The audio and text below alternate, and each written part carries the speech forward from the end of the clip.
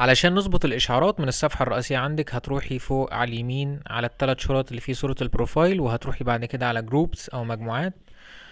وبعد كده هنروح على البحث ونكتب ليلي سنتر 1 بدون أي فواصل. LILYCENTER 1. احنا كده بنظبط الإشعارات علشان المنشورات اللي بتنزل في جروب ليلي سنتر تظهر لنا أول بأول، ونعرف الشغل الجديد بشكل سريع.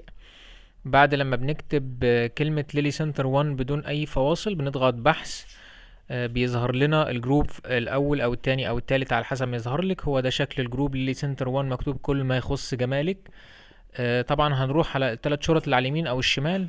بعد كده هنروح على الجرس، بعد كده بوستس أو المنشورات. الجرس بوستس أو المنشورات. بعد كده بنتأكد المجموعة الأولى معمولة الأولى all post، التانية highlights، التالتة on. أول واحدة في كل مجموعة بالعربي أو بالإنجليزي.